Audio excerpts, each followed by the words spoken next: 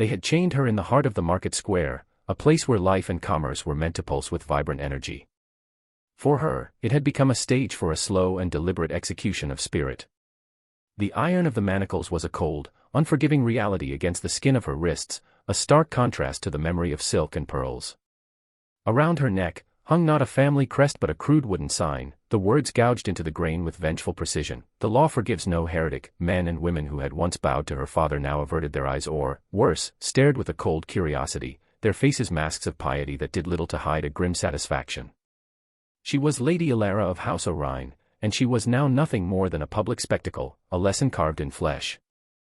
The autumn wind, sharp with the promise of a cruel winter, sliced through her thin linen shift, a garment once worn beneath velvet but now her only shield. It offered no warmth. It only served to highlight the trembling of her frame, a weakness she fought to conceal beneath a veneer of stoic pride. She kept her gaze fixed on the cobblestones, counting them, memorizing the patterns of moss and grime, anything to avoid the sea of judgmental faces. Her crime was not witchcraft, not truly. Her crime was knowledge.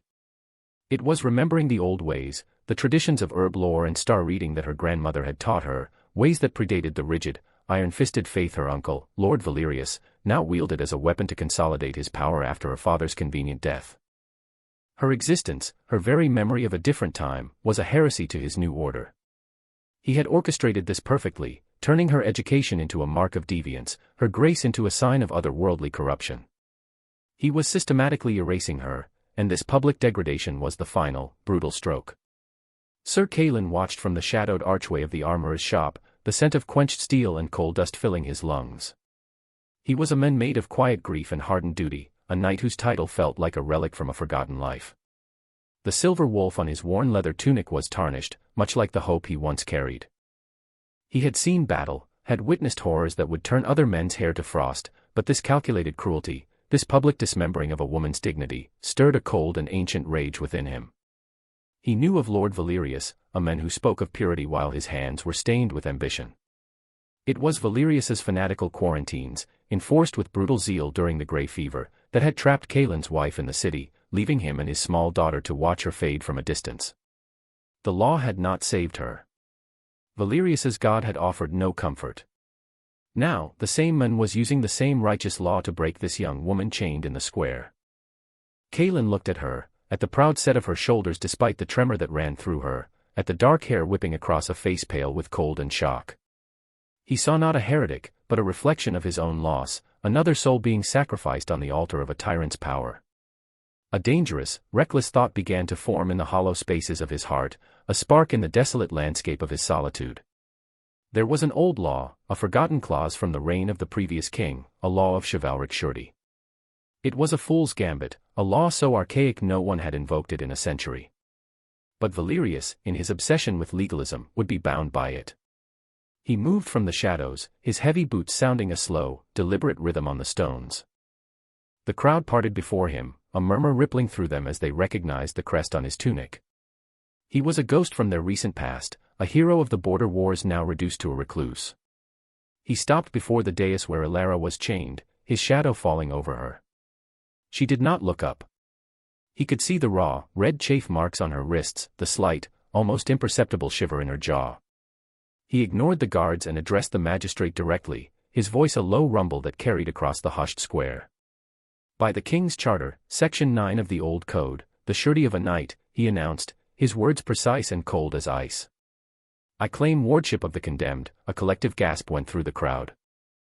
The magistrate, a portly man who owed his position entirely to Valerius, sputtered. Sir Calin, that law is obsolete. The charge is heresy. Caelin's gaze was unflinching. The charge is unproven. The law states a knight of landed title may claim surety for a trial by ordeal or until a royal circuit judge can hear the case, provided he takes full responsibility for the accused. I have the title. I have the land. And I take the responsibility. It was a declaration of war against Valerius, and everyone knew it. For a tense moment, no one moved. Then, with a reluctant nod from the magistrate, a guard stepped forward with a key. The sound of the lock turning was unnaturally loud in the silence. The chains fell away. Caelin removed his own heavy, fur-lined cloak and, without a word, draped it over Ilara's shaking shoulders. She finally lifted her head, and for the first time, he saw her eyes, the color of a stormy sea, filled not with gratitude, but with a profound, soul-deep shock. He had not saved her, he had simply exchanged one form of bondage for another. The journey to his keep was a silent one. He had set her on his warhorse, its broad back a steady presence, while he led the animal by the reins. The warmth of the beast, the heavy weight of his woolen cloak, and the rhythmic plod of hooves on the dirt track were a surreal dream after the sharp-edged nightmare of the square. His keep was not a castle, but a fortified manor house, a grim, lonely finger of stone pointing at a slate-gray sky. It was a place built for defense, not comfort, and it radiated an aura of profound stillness, of loss. Inside, the air was thick with the scent of old wood smoke, beeswax, and something else, the faint, lingering smell of dried lavender, a ghost of a woman's touch. The great hall was cavernous, the hearth cold. Dust motes danced in the thin shafts of light piercing the arrow-slit windows. Ilara expected harsh words, a cell, a demand for servitude.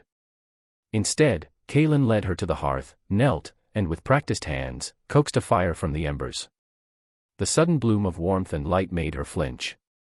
He then disappeared, returning with a basin of warm water, clean linen, and a pot of salve that smelled of calendula and yarrow. He said nothing, simply placed them on a stool beside her and retreated, leaving her to the privacy of the firelight. The act was so unexpected, so contrary to the brutality she had braced herself for, that it shattered the last of her composure. A single, hot tear traced a path through the grime on her cheek. It was the first act of gentle kindness she had received in months, and it hurt more than the chains. Later, after she had washed the filth from her face and hands and tended to her raw wrists, he returned with a bowl of thick stew and a chunk of dark bread. He gestured for her to sit at the long, scarred trestle table, taking a seat at the far end himself. It was then that a small sound from the adjoining passageway caught her attention. A little girl, no older than 6, stood there, a pale wraith in a simple nightdress. She had her father's serious eyes and a cloud of dark hair that fell over her shoulders. She clutched a small, carved wooden wolf, her knuckles white. The child stared at Ilara with an unnerving intensity, her gaze wide and full of a sorrow that seemed too large for her small frame. "Lyra," Kaelin said softly, his voice losing its hard edge. "Come. You must eat." The girl, Lyra, crept forward but did not speak. She simply slid onto the bench beside her father, her eyes never leaving Ilara. It was in that moment that Ilara understood. A devastating clarity washed over her. He had not claimed her for himself, not for lust or for labor. He had seen a disgraced noblewoman, an educated woman, and had taken a desperate gamble. He hadn't rescued a heretic, he had acquired a governess. This revelation was a pivotal shift in the landscape of her despair. He had seen not a broken object to be used, but a mind to be employed. He needed her skills, not her submission. In the oppressive silence of that hall, with the mute gaze of a sad little girl upon her, Ilara felt the first, fragile seed of purpose begin to stir in the barren soil of her soul. She was not just a prisoner. She was needed. The days that followed fell into a quiet, tentative rhythm. Ilara's world shrank to the stone walls of the keep, the whisper of the wind through the battlements, and the silent, watchful presence of the child, Lyra. Kaelin gave her a room in the small solar, a chamber that had clearly belonged to his late wife. Faded tapestries hung on the walls, and a faint scent of pressed roses still clung to the linens in the chest. He had removed any personal effects, but the room retained an echo of its former occupant, a gentle ghost that Ilara felt more as a comfort than a threat. Her task, unspoken but clear, was Lyra. The child was her father's shadow, a silent appendage who had not uttered a word since her mother's death. Ilara began not with lessons, but with presence. She would sit by the fire and read aloud from one of the few books in the keep, an old volume of regional folklore. She did not ask Lyra to listen, but the girl would inevitably creep closer, her large eyes fixed on Ilara's face, listening to tales of clever foxes and star-crossed lovers. One afternoon, Ilara took a piece of charcoal from the hearth and began to sketch the sleeping hounds on the flagstones. Lyra watched, mesmerized. Ilara offered her the charcoal. Tentatively, the small fingers closed around it, and on a piece of scraped parchment, she began to draw. Her pictures were stark and simple, a tall stone tower, a bed with a lone figure, a weeping willow tree. It was a language without sound, a vocabulary of sorrow, but it was a beginning.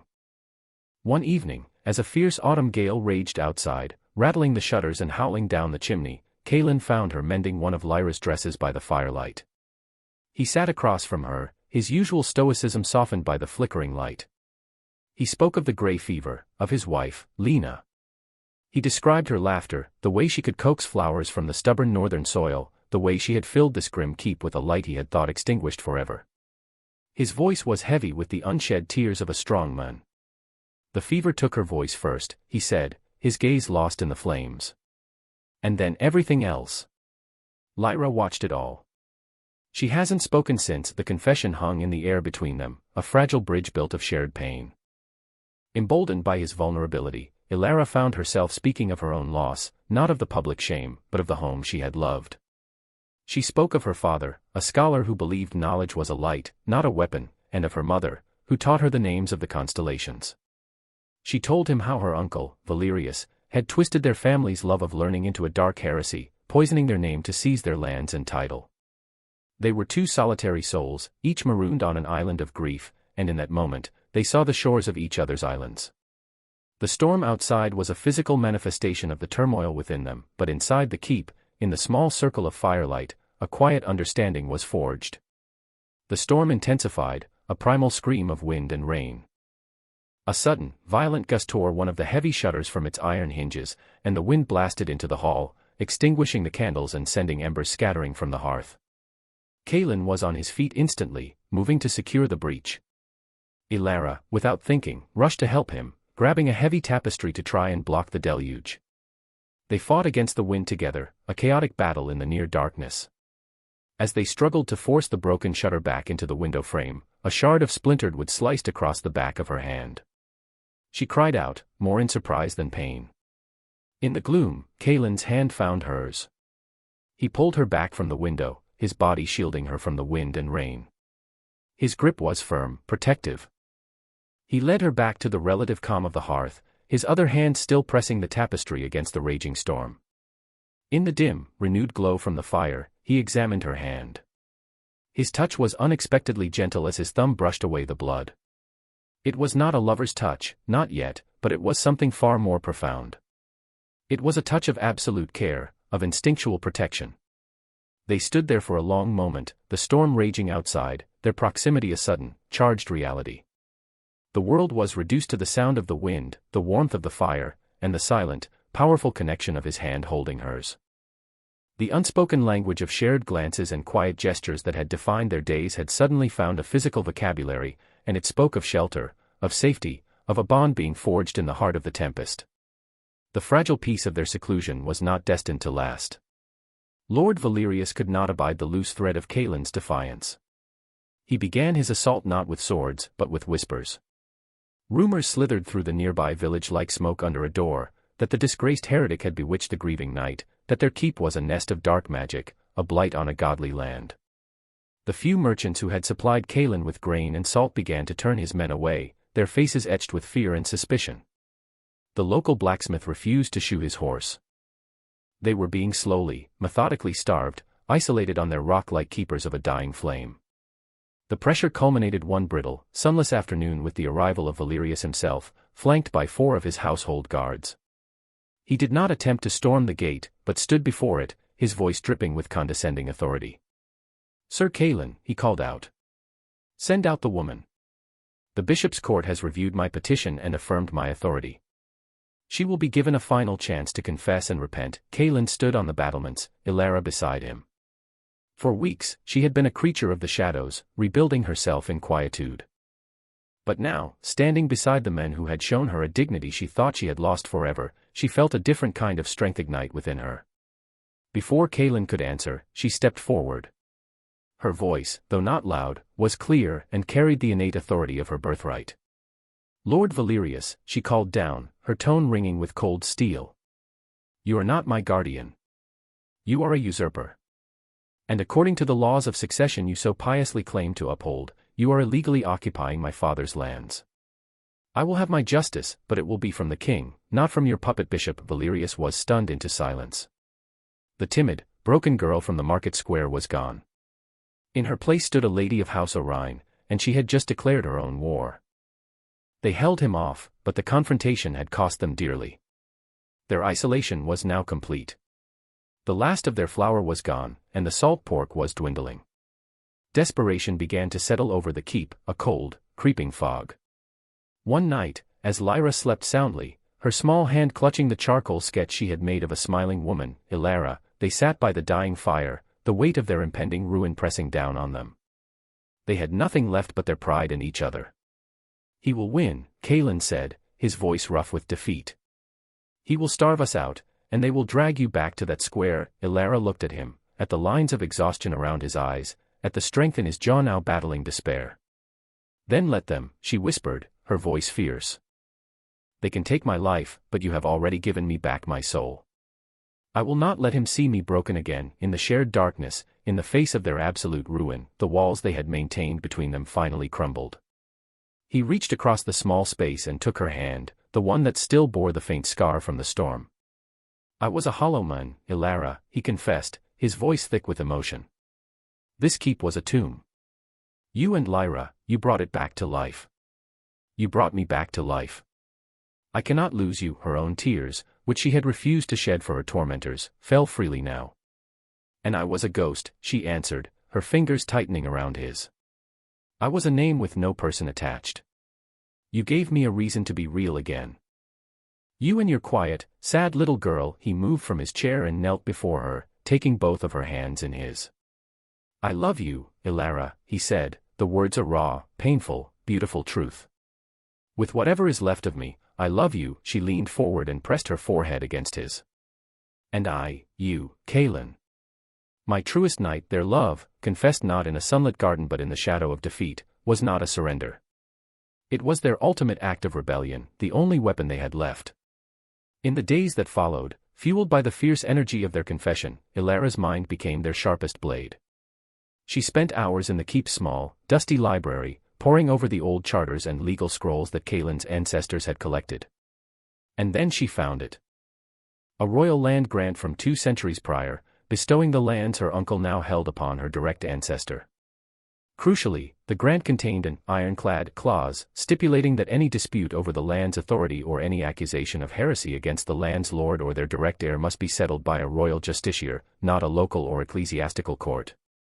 Valerius, in his arrogant ambition, had overplayed his hand. He had created a legal record of his accusation, and in doing so, had triggered a clause he knew nothing about. Their strategy became clear: they would not fight Valerius on his terms. They would go over his head. Kaelin, using a hidden postern gate, slipped out under the cover of a moonless night. He rode not to the village, but to the old monastery in the hills, to Father Michael, the priest who had christened Lyra and who had grown deeply troubled by Valerius's tyrannical piety. Kaelin laid out the proof. The priest, seeing the truth in the old charter and the righteousness of their cause, agreed to help. He would send a rider with their petition and a copy of the charter to the king's court, a journey of a week. They now had an unexpected ally, and for the first time, a sliver of genuine hope. Their plan culminated on the day of the autumn tithe, a mandatory assembly where all tenants and landholders presented a portion of their harvest to the local lord. It was a public event Valerius could not cancel without showing weakness. He sat upon a carved chair in the center of the same market square where Ilara had been chained, a smug look of triumph on his face, expecting to formalize his victory. As the proceedings began, Father Michael stepped forward.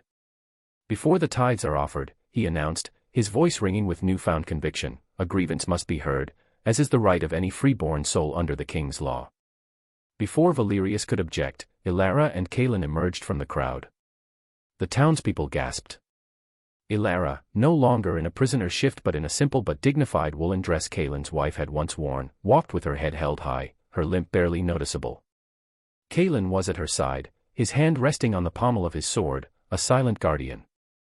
Ilara addressed the crowd, not with anger, but with a calm, irrefutable logic. She spoke of the royal charter. She held up the scroll, its ancient seal visible to all. "Lord Valerius has called me a heretic to steal my birthright," she declared. "But the law he pretends to serve is older and greater than his ambition. This matter is now for the king to judge."